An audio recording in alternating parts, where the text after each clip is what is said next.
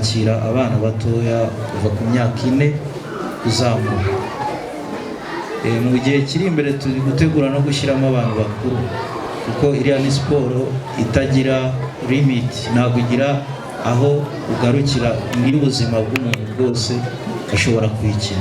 Kugera no mu myaka 80 ukibasha kugenda ushobora gukina karate. Karate rero irimo ibanga rikomeye kuko ni siporo ikaba na discipline, kuko umuntu yikina aba afite ubudasa, afite itandukaniro mu myitwarire ye, ndetse harimo n'irindi banga ry'icyo bita self defense, kuvuga ngo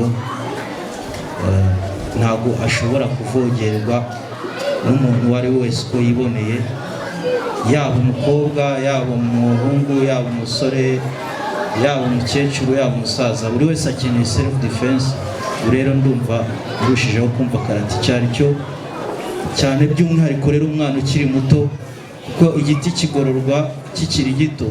Iyo ugiye kubaka inzu hera muri fondation, rero umwana yahereye hasi yiga karate biba byiza cyane kurushaho no mu myigire ye ndetse no mu burere busanzwe. Murakoze cyane. Rero tugiye kujya mu biruhuko, dukeneye abo bana mu baduhe. Tuzadukorera ahangaha ku wa 2, ku wa 4 no ku wa 5. Rimwe na rimwe tuzaducishamo ku cyumweru dukore ka cross tugende hanze. Hanyuma ikijyanye na telefone yanjye iroroshye cyane, nta muntu utayifata.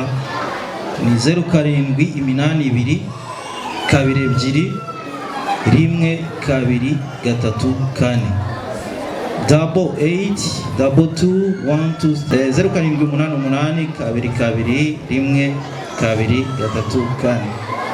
So rero ndizera ko turi kumwe, dufite siporo ngari, dufite na gym iri hano imbere y'isoko. Ababyeyi mujye muza mwikorere siporo, ibyuma birahari byinshi bitandukanye.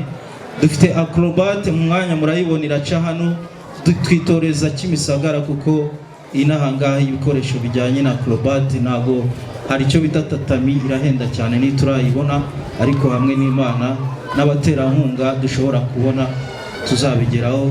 Hano muri Gasanze naho tujye tuyitoreza. So murakoze ubuyobozi w'amagambo, Imana ibahe.